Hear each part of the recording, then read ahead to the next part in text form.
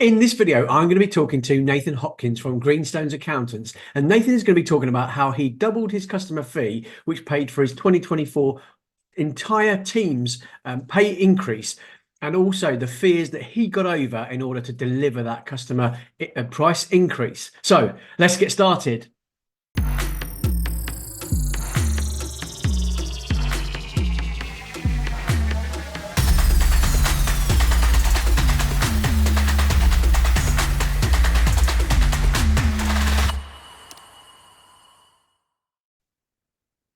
So today I am joined by our hero of the month, Nathan. If you could just introduce yourself, your full name and your practice.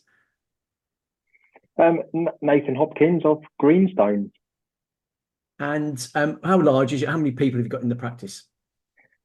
21, including Simon and somebody on maternity leave. Excellent. And you're based in Peterborough, aren't you? Not far Yes, from where I yeah, am.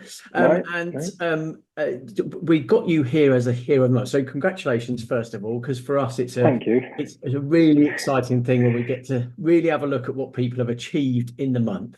And I know that one of the big things, which is a subject that I love to talk about, is putting your prices up. So um, if you just talk to me about the sort of frustrations you had. So you've put your price up. Essentially, if you've put your price up for a customer, what was the what was the problem that was causing before you actually did it? Well, it's hard. It's a really hard one to pinpoint a problem. But if I give a bit of backstory, I actually get a real buzz out of putting prices up. I just enjoy it until they kick back, and then I feel um, massive anxiety and all sorts. But when I can put a price up and a customer accepts it and recognises why, I get a buzz out of that because it means that they are valuing what I'm telling them and our relationship working together. So in this particular case, I started working on it 16 years ago, just doing a little bit of accounts as a trainee ultimately. And over the years, I've taken on the whole ownership and management of that customer. And in that time, they've grown from something like 8 employees to about 128 employees, so significantly. It's the biggest one in terms of profitability, value, employees that I've ever dealt with, and always struggled. Every single year I've struggled knowing how to price it, and it sort of makes me understand why bigger companies do everything by timesheet, because I have absolutely no idea how long I've been spending on it. All I know is that it's always felt I've spent more on it than what I've got back. But they are absolutely lovely people to work with. They're family business. But in recent months, it's a family business. The dad heads it up. It's run, but predominantly run by his 2 sons, and there's other key people in the business as well. So in the last few months, maybe even a year, it just feels like the volume and demand from them massively increased. And I wasn't monitoring it. I'm poor at keeping timesheets. I've been trained to keep timesheets, but I just knew they were being a bigger demand on my time, and they're always very respectful of it. But it when I get all the queries, they all come from different angles. So the big boss sends me queries, the other bosses send me queries, and then the next round of bosses send me queries, like loads of different levels of management. And they don't know what each other's asking. So it's really hard. So I've been building it up for a long while, just letting them know. They got a year end of May, meant I was quoting them for the new year at the beginning of this May, gone ahead of the next year. So I've been building it up in letting them all know that, just dropping hints in that they're all asking me lots and lots of questions. But it's really tricky, and I sort of just aimed to double our fee, and the numbers, depending on what they choose to do, are not exactly confirmed yet.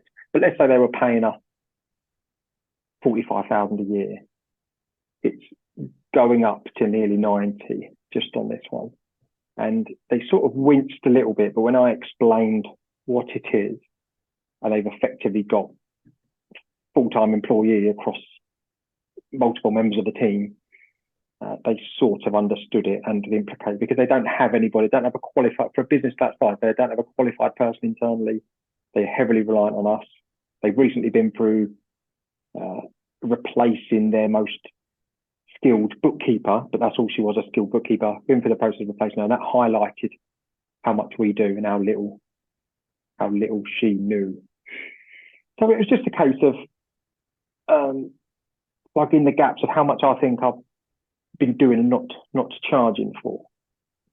But the actual driver for me was it didn't really feel, I was getting a sense of, I didn't feel I was valuing myself. So I really enjoy working with them, and they're very good for checking in with me personally, sending little gifts and all sorts of bits and pieces like that. But I just didn't feel I was valuing myself as much as I should. And the consequence of that is the company doesn't do as well as it should do. I don't do as well as I should do. And it just got to a point where I thought, hang on, these guys, they could run their business around me, don't get me wrong, but I'm a key part of that business. And if I don't charge a reasonable fee, then I'm doing myself and them an injustice. No, that's brilliant. Thank you for sharing that. I know it's not always easy. So if I sort of summarize that, so essentially you have felt that perhaps you're not you haven't valued yourself, which in turn I guess can cause frustration, and sometimes when you're getting lots of questions and you don't feel valued, whether that's their opinion or not, it can cause a bit of frustration. I guess a bit of I guess the answers might always be what they're wanting as well. So you've gone from a position where they're asking you lots of questions, and you know that they do value you, but you've perhaps put yourself in a position where they don't. So how did you mentioned there about you've sort of dropped some hints, but essentially is this just one conversation where you've kind of bit the bullet and just gone for it? Sort of, yes. I told the big boss, and he didn't care, like, just straight away. Then I told the next boss, which is his eldest son, and he was the one that winced a little bit and sort of wanted a bit more explanation. I think the big boss already kind of knew it was coming, but the next boss, the son, is the one who's there all day, every day, who signs off all the costs and deals with all the internal aggravations. So perhaps he was, he just wanted to have a bit more understanding, but there's no resistance as such. It's just a bit, if anything, when I explained it's not actually a price increase. If anything, they've just been getting away with underpaying so many years. It sort of shrugged his shoulders and it is what it is. Like, yeah, I think that's a common thing, and it's certainly something I talk to a lot of people about. Is it's not necessarily going to be a price increase if the conversation is right with the customer. It's more about, well, hang on a minute, you do value us. We don't charge enough for that value. So this is something else that we need to do. And I think that is a key tactic for all of my pricing. Whenever I put a price up, I'm not putting the price up because I'm for the sake of putting the price up. And this is genuine. It's not just a sales bill. It's genuine. I'm not a salesperson, so I'll tell them the truth. It's if someone's getting a substantial increase, whether that be, I say substantial, anything above 10%, for this being 100% increase is substantial. I explain it's not, I'm not just putting the price up of a widget. It's because they've not paid enough previously, and I've up previously. Excuse my language. If you want to beep that out, you can. Yeah. So yeah, I mean, thank you, because that's a really important thing to share. Is that so you're not feeling valued. It's not the case from their perspective, but it's just how we feel. And then you've had that conversation with them, and you've taken it from a completely different mindset position. You're not putting their price up. You're just charging them what you are worth, and probably what they see you to be worth. You just haven't had that pricing to start with. Thank you for that. So what would be your top tip for anyone that's struggling to put their prices up? What would be your top tip? Because you've gone from 100% increase on this, for feeling unworthy for this and everything else, and not being paid what it is that you should be paid, to charging them double what you were. So what's your top tip? Yeah, it's easier said than done, but knowing your worth before those conversations. So be confident in what you're charging, and to a degree be prepared to lose it.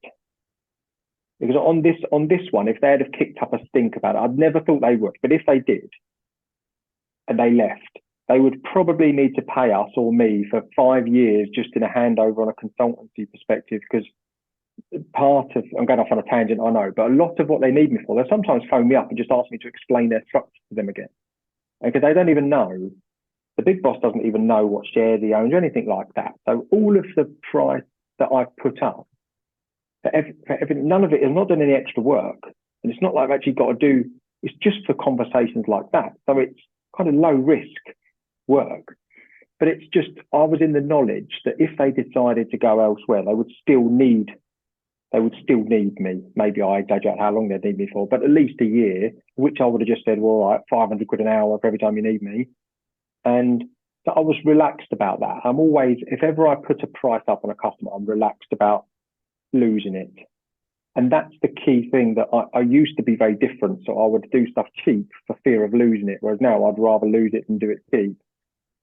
And I get you probably need to have a business of a certain size and enough other customers to stick on, but not everyone has that privilege.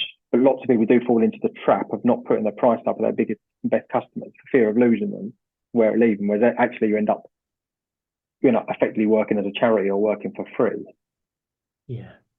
And I think to a certain degree, everybody should be in a position where they are not working for a lost amount of money, because that is detriment to everybody, but emotionally and physically. Okay, no, that's brilliant. I mean, I really appreciate your time, because I think for anybody that's struggling with a customer where they feel undervalued, I think it's really important for them to see that that's their own view, not necessarily the customers. And once you've had a conversation and you've done it, and you're proof you've gone 100% increase on something, which I think is brilliant. So, thank you for sharing that. I'll just finish up with two very small bits on that as well. Because one is that, like, my mindset, as soon as once it had been agreed, and the big boss signed the proposal within seconds of it actually being sent. So he obviously had heard the conversation, knew it's coming, didn't even read it, signed it. But my mindset went straight into the Nathan mindset of, I've gone too cheap.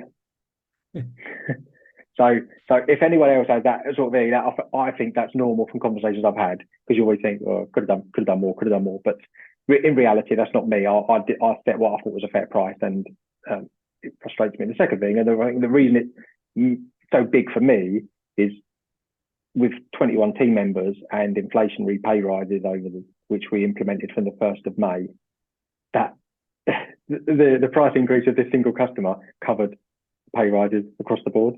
So, whilst we was worried about that hit in our account, it's covered by one customer. And when I look back, I think actually that's what that means to us as a company, and having that pressure off, I think, well, why wouldn't everybody have those difficult conversations? I know it's not easy. We have people in the team who don't know those conversations. But for anyone out there umming and ahhing about having a difficult challenge, that knowing that burden is off our shoulders from the month which our pay rises kicked in is incredible.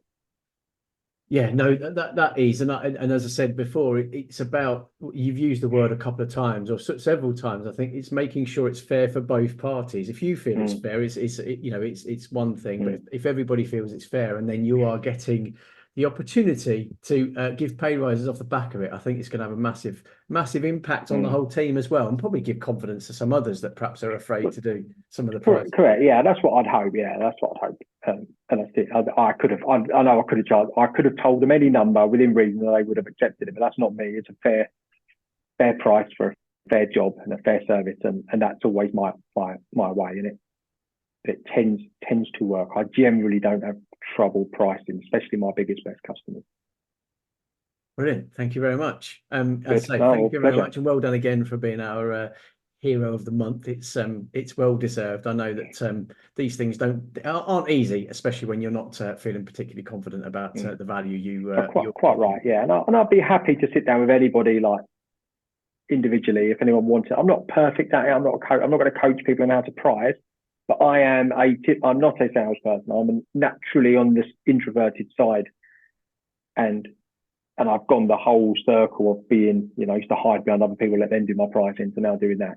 So I've been on that journey, and it's probably one of the things I feel I'm most confident at now. So if anybody, if one other person could benefit from my story, then absolutely wonderful. I'd love to give that back to the group. Brilliant. Thank you very much. Super. Thank you. Speak Thank soon. you. Cheers, Mark. See you soon. Goodbye. Bye.